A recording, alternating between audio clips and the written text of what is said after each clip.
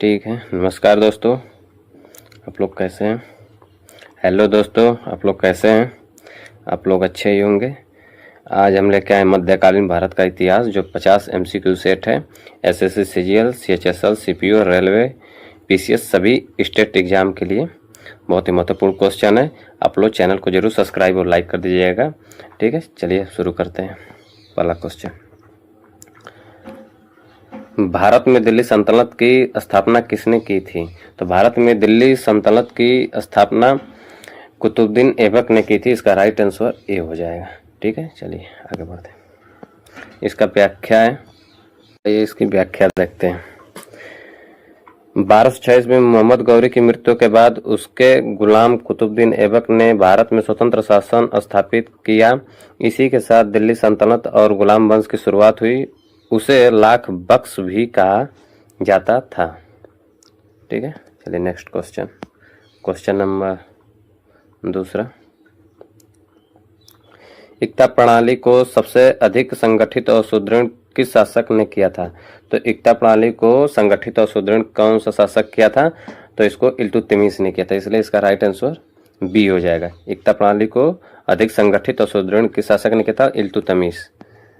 ठीक है, इसका व्याख्या देखते हैं। इल्तुतमिश ने एकता प्रणाली को व्यवस्थित किया और सल्तनत की प्रशासनिक व्यवस्था को मजबूत बनाया। उसने चांदी का टका और तांबे का जीतल सिक्का भी चलाया। ठीक है, चलिए next question. Question number 3, Delhi सल्तनत की पहली और एकमात्र महिला शासक कौन थी? तो दिल्ली सल्तनत की पहली और एकमात्र महिला शासक कौन थी? तो रजिया सुल्तान थी, इसलिए इसका राइट आंसर बी हो जाएगा हमारा। इसका राइट आंसर बी। ठीक है, चलिए नेक्स्ट क्वेश्चन। नहीं, इसकी व्याख्या पहले भी देख लेते हैं। रजिया सुल्तान इल्तुतमिश की पुत्री थी। उन्होंने 1236 ईस्वी में शासन संभाला और दिल्ली सल्तनत की पहली तथा एकमात्र महिला शासक बनी। उन्होंने पर्दा प्रथा का पालन नहीं किया और स्वयं सेना का नेतृत्व किया। ठीक है, चलिए चौथा क्वेश्चन, लौ एवं रक्त की नीति किस शासक से संबंधित है? लौ एवं रक्त की नीति किस शासक से संबंधित है? तो यह है बलवन से संबंधित। किससे है? तो बलवन। इसका राइट आंसर बी हो जाएगा, बलवन। इसका राइट आंसर बी, बलवन। आइए इसका व्याख्या देख लेते हैं। बलवन ने विद्रोहों को कठोरता से दबाने के लिए लौ एवं रक्त की नीति अपनाई। अपने राज्य सत्ता की गरिमा बढ़ाने के लिए सिजदा और पायबोस जैसी प्रथाओं को भी प्रोत्साहित किया। चलिए नेक्स्ट क्वेश्चन, अलाउद्दीन खिलजी के दक्षिण भारत अभियान का नेतृत्व किसने किया था? तो अलाउद्दीन खिलजी के दक्षिण भारत का अभियान माकिर काफूर ने किया था। इसका राइट आंसर बी हो जाएगा। ठीक, मलिक कफूर, मलिक कफूर। ठीक है, इसका राइट व्याख्या देख लेते हैं।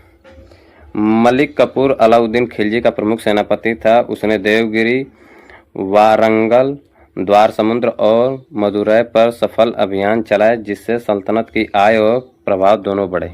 ठीक है, चलिए नेक्स्ट क्वेश्चन। क्वेश्चन नंबर 6, बाजार नियंत्रण की नीति किस शासक ने लागू की थी? तो बाजार नियंत्रण की नीति किस शासक ने लागू की थी?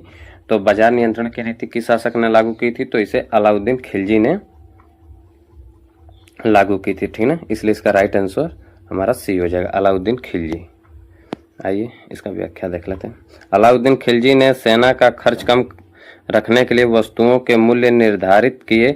इसके लिए अलग अलग बाजार स्थापित किए और कड़ी निगरानी रखी। यह उसकी सबसे प्रसिद्ध आर्थिक नीति थी। ठीक है, आइए नेक्स्ट क्वेश्चन।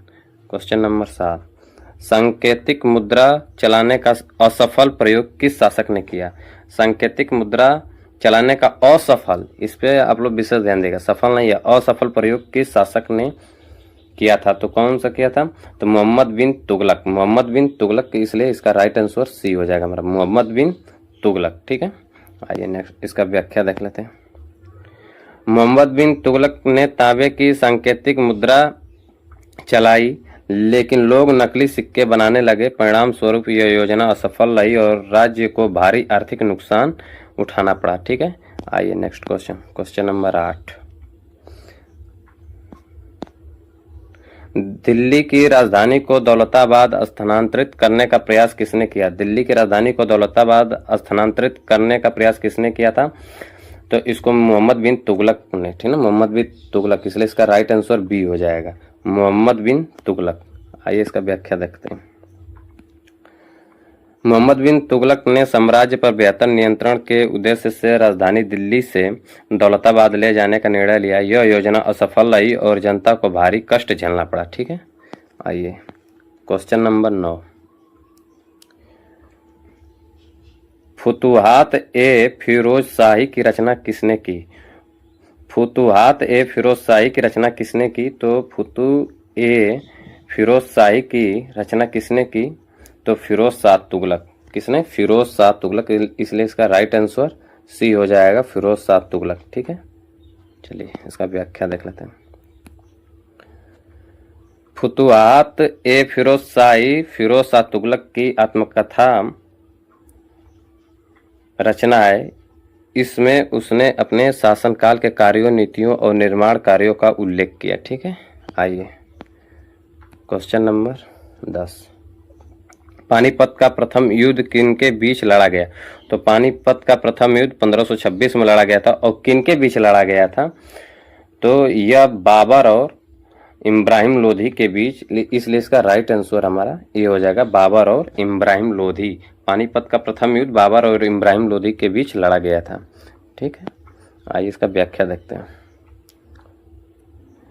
21 अप्रैल 1526 को पानीपत का प्रथम युद्ध बाबर और इब्राहिम लोधी के बीच हुआ। इस युद्ध में बाबर की विजय हुई और भारत में मुगल साम्राज्य की स्थापना का मार्ग प्रशस्त हुआ। ठीक है, आइए क्वेश्चन नंबर 11। बाबर ने अपनी आत्मकथा तुजुक ए बाबरी बाबरनामा किस भाषा में लिखी? तो बाबरनामा किस भाषा में लिखी है? तो आप लोग बताइए, बाबरनामा किस भाषा में लिखी है? तो तुर्की चगताई, तुर्की चगताई, ठीक है, इसलिए इसका राइट आंसर सी हो जाएगा। बाबर अपनी आत्मकथा बाबरनामा किस में लिखता है? तो तुर्की चगताई। चलिए व्याख्या देखते हैं इसकी। बाबर ने अपनी आत्मकथा चगताई तुर्की भाषा में लिखी थी। बाद में अब्दुर्रहीम खान खाना ने इसका फारसी में अनुवाद कराया। बाबरनामा मुगल इतिहास का अत्यंत महत्वपूर्ण स्रोत है। ठीक है, अब क्वेश्चन नंबर 12। चौसा का युद्ध 1539 ईस्वी किनके बीच लड़ा गया? तो चौसा का युद्ध 1539 में लड़ा गया था, और किनके बीच लड़ा गया था? तो यह हुमायूं और शेर शाह सूरी के बीच लड़ा गया था। ठीक ना, हुमायूं और शेर शाह सूरी के बीच लड़ा गया था। ठीक है, इसलिए इसका राइट आंसर हमारा हो जाएगा बी, हुमायूं और शेर शाह सूरी। इसका व्याख्या देखते हैं। चौसा का युद्ध 1539 में हुमायूं और शेर शाह सूरी के बीच हुआ। इस युद्ध में हुमायूं पराजित हुआ। इसके बाद 1540 के कन्नौज युद्ध में भी हारकर उसे भारत छोड़ना पड़ा। ठीक है, चलिए नेक्स्ट क्वेश्चन, क्वेश्चन नंबर 13।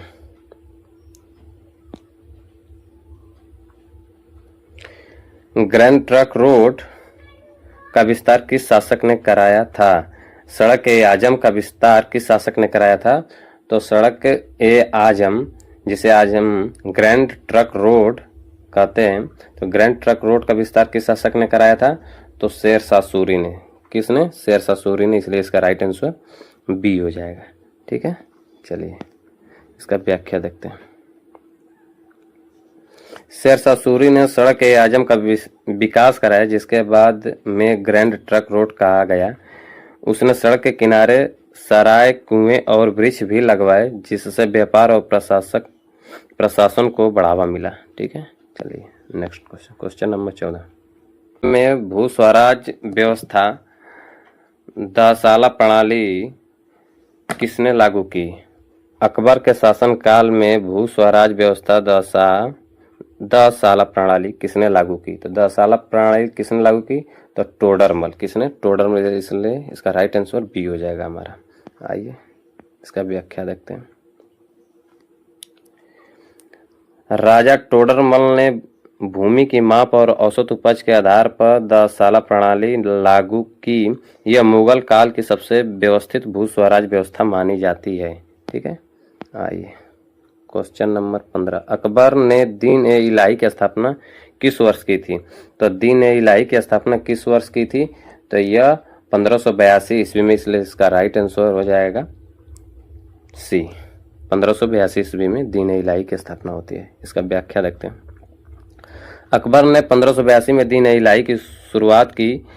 इसका उद्देश्य विभिन्न धर्मों के श्रेष्ठ सिद्धांतों को अपनाकर धार्मिक सहिष्णुता और समन्वय को बढ़ावा देना था। ठीक है। आइए क्वेश्चन नंबर 16, अकबर के दरबार में नवरत्न की संख्या कितनी थी? तो अकबर के दरबार में नवरत्न की संख्या कितनी थी? तो यह संख्या 9 ही थी, इसलिए इसे नवरत्न कहा जाता है। ठीक है, इसलिए इसका राइट आंसर सी हो जाएगा। इसका व्याख्या देखते हैं। अकबर के दरबार में 9 प्रमुख विद्वान और अधिकारी थे जिन्हें नवरत्न कहा जाता है। इनमें बीरबल, टोडरमल, अबुल फजल, तानसेन और राजा मान सिंह प्रमुख थे। ठीक है। क्वेश्चन नंबर 17, जहांगीरनामा किसकी आत्मकथा है? जहांगीरनामा किसकी आत्मकथा है? तो जहांगीर की है। ठीक है, इसलिए इसका राइट आंसर हमारा बी हो जाएगा। जहांगीरनामा जहांगीर की आत्मकथा है, जिसे हम तुजुक ए जहांगीर भी कहते हैं। ठीक है। व्याख्या, जहांगीर ने अपनी आत्मकथा तुजुक ए जहांगीर लिखी, जिसमें उसके शासन काल की प्रमुख घटनाओं, प्रशासन और न्याय व्यवस्था का वर्णन मिलता है। ठीक है। आइए क्वेश्चन नंबर 18, ताजमहल का निर्माण किस मुगल शासक ने कराया था? तो ताजमहल का निर्माण किस मुगल शासक ने कराया था? तो शाहजहां ने कराया था, इसलिए इसका राइट आंसर सी हो जाएगा, शाहजहां। ठीक है। इसका व्याख्या देखते हैं। शाहजहां ने अपनी पत्नी मुमताज महल की स्मृति में ताजमहल का निर्माण करवाया। इसका निर्माण 1632 में शुरू हुआ और यह विश्व के 7 आश्चर्यों में शामिल है। ठीक ना।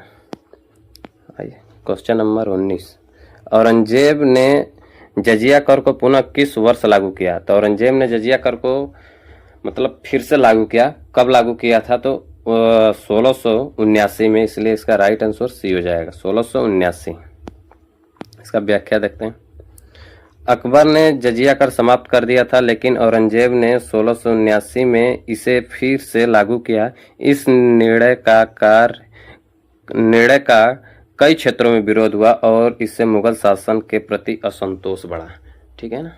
आइए प्रश्न संख्या 20, हल्दी घाटी का युद्ध किनके बीच लड़ा गया? तो हल्दी घाटी का युद्ध 1576 ईस्वी में लड़ा गया था। और किनके बीच लड़ा गया था?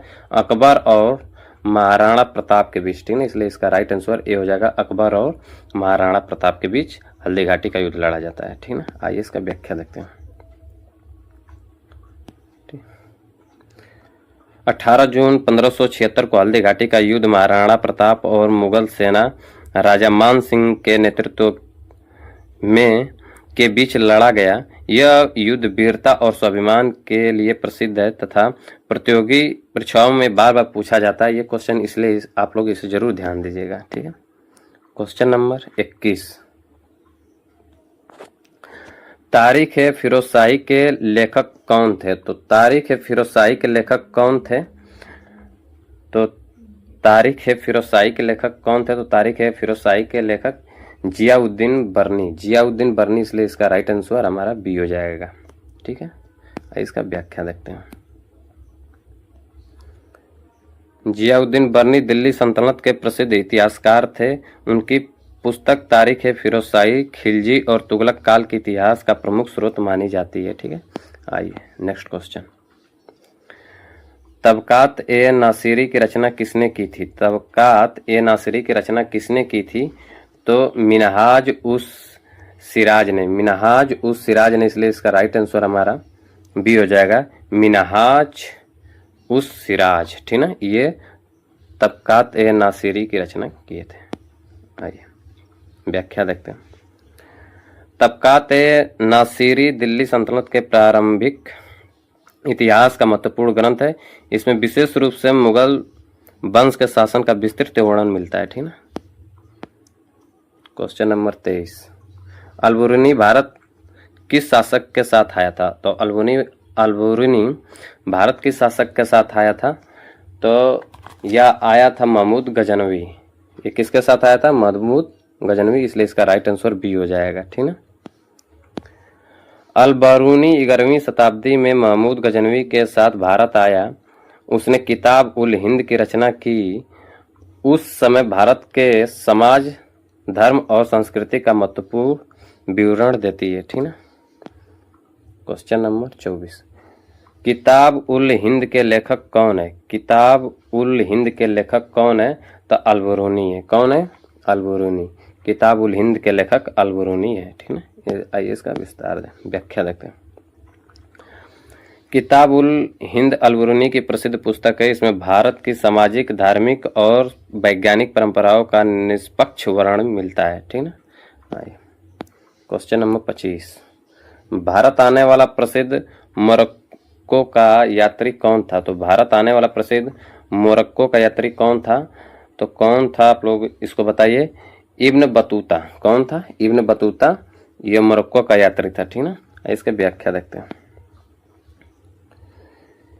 इब्न बतूता मोरक्को का प्रसिद्ध यात्री था। वह मोहम्मद बिन तुगलक के समय भारत आया और उसे दिल्ली का काजी नियुक्त किया गया। ठीक ना। प्रश्न संख्या 26, रियाला नामक यात्रा वृत्तांत किसने लिखी? तो रियाला नामक यात्रा वृत्तांत किसने लिखी? तो यह भी इब्न बतूता ने। कौन लिखा था? इब्न बतूता, इसलिए इसका राइट आंसर बी हो जाएगा। ठीक ना। Ibn Battuta. रियाला इब्न बतूता का यात्रा वृत्तांत है। इसमें उसने भारत की प्रशासनिक व्यवस्था, व्यापार, संस्कृति और समाज का विस्तृत वर्णन किया है। ठीक ना। क्वेश्चन नंबर 27, विजयनगर साम्राज्य की स्थापना किसने की थी? तो विजयनगर साम्राज्य की स्थापना किसने की थी? तो हरिहर और बुक्का। इसका राइट आंसर ए हो जाएगा हमारा, हरिहर एवं बुक्का। चलिए व्याख्या देखते हैं। विजयनगर साम्राज्य की स्थापना 1336 ईस्वी में हरिहर और बुक्का ने की। विद्यारण्य स्वामी को इस साम्राज्य का आध्यात्मिक मार्गदर्शन माना जाता है। ठीक ना। प्रश्न संख्या 28, विजयनगर साम्राज्य का सबसे महान शासक किसे माना जाता है? तो विजयनगर साम्राज्य का सबसे महान शासक किसे माना जाता है? तो कृष्णदेव राय जी को। ठीक ना। कृष्णदेव राय, इसका राइट आंसर सी हो जाएगा। चलिए व्याख्या देखते हैं। कृष्णदेव राय तुलु वंश का सबसे महान शासक था। उसके शासनकाल में विजयनगर साम्राज्य ने राजनीतिक, आर्थिक और संस्कृति दृष्टि से सर्वोच्च उन्नति प्राप्त की। ठीक ना। आइए क्वेश्चन नंबर 29, अष्टदिग्गज किस शासक के दरबार से संबंधित है? अष्टदिग्गज किस शासक के दरबार से संबंधित है? तो कृष्णदेव राय, इसलिए इसका राइट आंसर बी हो जाएगा, कृष्णदेव राय। दिग्गज किस शासक के दरबार से संबंधित है? तो कृष्ण राय के दरबार से संबंधित है। कृष्णदेव राय के दरबार में तुलु भाषा के 8 महान कवि थे जिन्हें अष्टदिग्गज कहा जाता है। यह दक्षिण भारत के साहित्य इतिहास की महत्वपूर्ण उपलब्धि है। ठीक ना। प्रश्न संख्या 30, 1565 के तालीकोटा युद्ध में विजयनगर साम्राज्य को किससे पराजय मिली थी? तो 1565 के तालीकोटा युद्ध में विजयनगर साम्राज्य को किससे पराजय मिली थी? तो किससे मिली थी? दक्कन की संयुक्त मुस्लिम सल्तनतों से। ठीक ना। इसलिए इसका राइट आंसर सी हो जाएगा, दक्कन की संयुक्त मुस्लिम सल्तनतों से। ठीक ना। इसका व्याख्या देखते हैं। 1565 के तालीकोटा युद्ध में बाजीपुर, अहमदनगर, गोलकुंडा और बीदर आदि दक्कनी सल्तनतों से मिलकर विजयनगर को पराजित किया। इसके बाद विजयनगर साम्राज्य का पतन प्रारंभ हो गया। प्रश्न संख्या 31, आइन ए अकबरी के लेखक कौन है? आइन ए अकबरी के लेखक कौन है? तो अबुल फजल है। कौन है? अबुल फजल, इसलिए इसका राइट आंसर ए हो जाएगा। इसका व्याख्या देखते हैं। आइन ए अकबरी अबुल फजल द्वारा लिखित ग्रंथ है। यह अकबरनामा का तीसरा भाग है जिसमें अकबर के प्रशासन, सेना, राजस्व, समाज और अर्थव्यवस्था का विस्तृत वर्णन मिलता है। ठीक, प्रश्न संख्या 32 है, अकबरनामा की रचना किसने की थी? तो अबुल फजल ने की थी। इसका राइट आंसर ए हो जाएगा हमारा, अबुल फजल, अबुल फजल। ठीक ना। आइए इसका व्याख्या देखते हैं। अकबरनामा मुगल सम्राट अकबर के शासनकाल का आधिकारिक इतिहास है। इसमें अकबर के जीवन, विजय और शासन व्यवस्था का विस्तृत वर्णन मिलता है। ठीक है ना। क्वेश्चन नंबर 33, बुलंद दरवाजा का निर्माण किस विजय की स्मृति में कराया गया था? बुलंद दरवाजा का निर्माण किस विजय की स्मृति में कराया गया था? तो किसके? गुजरात विजय। ठीक ना। इसलिए इसका राइट आंसर हमारा हो जाएगा ए, गुजरात विजय। इसका व्याख्या देखते हैं। अकबर ने 1573 में गुजरात विजय के उपलक्ष्य में फतेहपुर सीकरी में बुलंद दरवाजा बनाया। यह भारत के सबसे ऊंचे प्रवेश द्वारों में से एक है। ठीक है। क्वेश्चन नंबर 34, मुगल काल में जब्त प्रणाली का संबंध किससे था? तो मुगल काल में जब्त प्रणाली का संबंध किससे था? तो भू स्वराज व्यवस्था से। किससे? भू स्वराज व्यवस्था। इसलिए इसका राइट आंसर सी हो जाएगा हमारा। आइए व्याख्या देखते हैं। जब्त प्रणाली अकबर के समय लागू की गई भू स्वराज भू राजस्व व्यवस्था थी। इसमें भूमि की माप, उपज और औसत उत्पादन के आधार पर कर निर्धारण किया जाता था। ठीक ना। अनवर ए सुहेली का फारसी अनुवाद किसके शासनकाल में हुआ? अनवर ए सुहेली का फारसी अनुवाद किसके शासनकाल में हुआ? तो किसके शासनकाल में हुआ था? तो अकबर के। ठीक है। इसलिए इसका राइट आंसर बी हो जाएगा। व्याख्या देखते हैं। अकबर ने अनेक संस्कृत और अन्य ग्रंथों का फारसी में अनुवाद कराया। इसी अनुवाद आंदोलन के कारण उसके दरबार को सांस्कृतिक समन्वय का केंद्र माना जाता है। प्रश्न संख्या 36, अकबर द्वारा स्थापित इबादत खाना कहाँ स्थित है? तो इबादत खाना कहाँ स्थित है आप लोग बताइए? फतेहपुर सीकरी। इसका राइट आंसर सी हो जाएगा, फतेहपुर सीकरी। ठीक है। व्याख्या देखते हैं। अकबर ने 1575 में फतेहपुर सीकरी में इबादत खाना की स्थापना की। यहाँ विभिन्न धर्मों के विद्वानों के बीच धार्मिक एवं दार्शनिक चर्चाएं आयोजित की जाती थी। ठीक ना। तुजुक ए जहांगीरी किस प्रकार का ग्रंथ है? तो तुजुक ए जहांगीरी किस प्रकार का ग्रंथ है आप लोग बताइए? तुजुक ए जहांगीरी किस प्रकार का ग्रंथ है? तो आत्मकथा। ये क्या है? एक आत्मकथा है। इसकी आइए व्याख्या देखते हैं। तुजुक ए जहांगीरी सम्राट जहांगीर की आत्मकथा है। इसमें उसके शासन काल, न्याय व्यवस्था, कला, प्रेम और प्रशासन का विस्तृत वर्णन मिलता है। ठीक ना। आइए प्रश्न संख्या 38 देखते हैं। मुगल चित्रकला अपने चरम विकास पर किसके शासनकाल में पहुंची? तो मुगल चित्रकला अपने चरम विकास पर किसके शासनकाल में पहुंची थी? तो जहांगीर के। ठीक ना। किसके? जहांगीर। इसका प्रश्न, इसका राइट आंसर सी हो जाएगा। ठीक ना। आइए इसका व्याख्या देखते हैं। जहांगीर को चित्रकला का महान संरक्षक माना जाता है। उसके समय चित्रकला में प्राकृतिक दृश्य, पशु पक्षी और वास्तविक चित्रांकन की कला अपने सर्वोच्च स्तर पर पहुंची। ठीक ना। आइए क्वेश्चन नंबर 39, मयूर सिंहासन का निर्माण किस मुगल शासक ने कराया था? मयूर सिंहासन का निर्माण किस मुगल शासक ने कराया था? तो मयूर सिंहासन का निर्माण किस मुगल शासक ने कराया था? तो शाहजहां। इसका राइट आंसर हमारा हो जाएगा सी। ठीक ना। आइए व्याख्या देखते हैं। शाहजहां ने अपने दरबार के लिए प्रसिद्ध मयूर सिंहासन बनवाया था। 1739 में नादिर शाह इसे भारत से लूटकर ईरान ले गया। ठीक ना।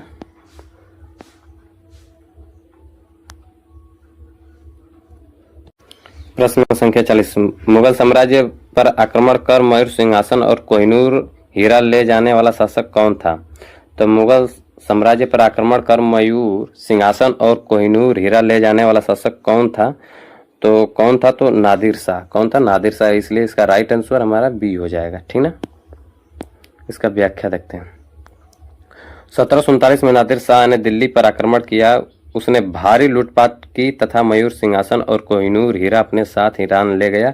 इस घटना से मुगल साम्राज्य की कमजोरी स्पष्ट हो गई। ठीक ना। प्रश्न संख्या 41, बीजापुर का प्रसिद्ध गोल गुंबज किस शासक का मकबरा था? तो बीजापुर का प्रसिद्ध गोल गुंबज किस शासक का मकबरा था? तो यह मोहम्मद आदिल शाह का, मोहम्मद आदिल शाह, इसलिए इसका राइट आंसर हमारा बी हो जाएगा। मोहम्मद आदिल शाह का मकबरा गोल गुंबज था। ठीक ना। आइए इसका व्याख्या देखते हैं। गोल गुंबज कर्नाटक के बीजापुर में स्थित है। यह मोहम्मद आदिल शाह का मकबरा है और अपने विशाल गुंबज तथा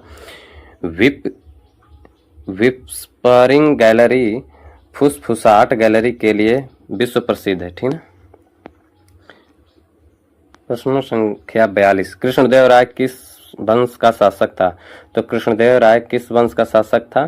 तो ये तुलुप वंश का। किस? तुलुप वंश, इसलिए इसका राइट आंसर सी हो जाएगा हमारा। ठीक ना। कृष्णदेव राय तुलुप वंश का सबसे महान शासक था। उसके शासनकाल में विजयनगर साम्राज्य ने राजनीतिक, आर्थिक और सांस्कृतिक उन्नति की चरम सीमा प्राप्त की।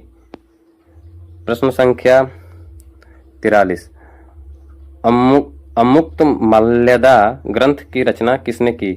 अमुक्त माल्यदा ग्रंथ की रचना किसने की? तो कृष्णदेव राय ने, इसलिए इसका राइट आंसर बी हो जाएगा हमारा। आइए व्याख्या देखते हैं। अमुक्त माल्यदा तेलुगु भाषा का प्रसिद्ध ग्रंथ है जिसकी रचना कृष्णदेव राय ने की थी। यह दक्षिण भारतीय इतिहास की महत्वपूर्ण कृति मानी जाती है। ठीक ना।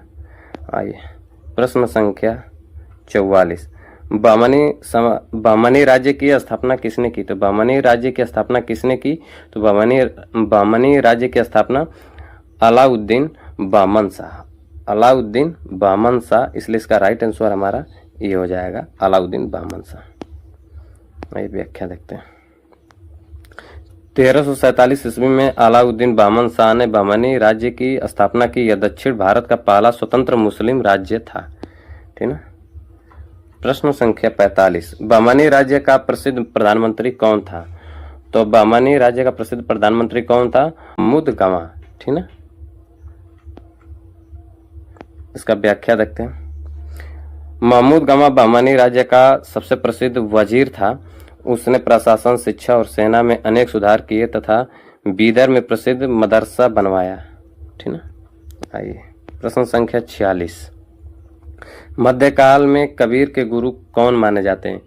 तो मध्यकाल में कबीर के गुरु कौन माने जाते हैं? तो रामानंद, इसलिए इसका राइट आंसर बी हो जाएगा हमारा। आइए इसके व्याख्या देखते हैं। कबीर को संत रामानंद का शिष्य माना जाता है। कबीर ने निर्गुण भक्ति, सामाजिक समानता और धार्मिक आडंबरों का विरोध किया। ठीक ना। क्वेश्चन नंबर 47, प्रश्न संख्या 47, गुरु ग्रंथ साहिब का संकल्प किस सिख गुरु ने कराया था? तो गुरु ग्रंथ साहिब का संकल्प किस सिख गुरु ने कराया था? तो इसे गुरु अर्जुन देव, गुरु अर्जुन देव, इसलिए इसका राइट आंसर हमारा ए हो जाएगा। ठीक है। आइए इसका व्याख्या देखते हैं। गुरु अर्जुन देव ने 1604 ईस्वी में आदि ग्रंथ का संकलन कराया। बाद में गुरु गोविंद सिंह ने इसमें गुरु तेग बहादुर की वाणी जोड़कर इसे गुरु ग्रंथ साहिब का स्वरूप दिया। ठीक है। क्वेश्चन नंबर 48, प्रश्न संख्या 48, खालसा पंथ की स्थापना किस सिख गुरु ने की? तो खालसा पंथ की स्थापना किस सिख गुरु ने की? तो गुरु गोविंद सिंह, गुरु गोविंद सिंह, इसलिए इसका राइट आंसर हमारा बी हो जाएगा। ठीक है। इसका व्याख्या देखते हैं। गुरु गोविंद सिंह ने 1699 ईस्वी में बैसाखी के अवसर पर आनंदपुर साहिब में खालसा पंथ की स्थापना की। इसका उद्देश्य धर्म और न्याय की रक्षा के लिए अनुशासित समुदाय का निर्माण कराना था। ठीक है, करना था। आइए प्रश्न संख्या 49, चिश्ती संप्रदाय के सबसे प्रसिद्ध सूफी संत कौन थे? तो चिश्ती संप्रदाय के सबसे प्रसिद्ध सूफी संत कौन थे? तो इसके मुइनुद्दीन चिश्ती, मुइनुद्दीन चिश्ती, इसलिए इसका राइट आंसर हमारा डी हो जाएगा, मुइनुद्दीन चिश्ती। इसका व्याख्या देखते हैं। ख्वाजा मुइनुद्दीन चिश्ती ने अजमेर को अपना केंद्र बनाया। उन्होंने प्रेम, सेवा और मानवता का संदेश दिया। उनकी दरगाह आज भी भारत के प्रमुख तीर्थ स्थलों में गिनी जाती है। ठीक है, ये हमारा राइट आंसर है। इसका आप लोग आंसर कमेंट बॉक्स में दीजिएगा, ठीक ना। अमीर खुसरो किस सूफी संत के शिष्य थे? तो पहला है Muinuddin Chishti, option B Nizamuddin Auliya, option C Sheikh Farid, option D Qutbuddin Bakhtiyar Kaki. इसका आप लोग आंसर कमेंट बॉक्स में जरूर दीजिएगा, ठीक है। चलिए ठीक है, अगले दिन।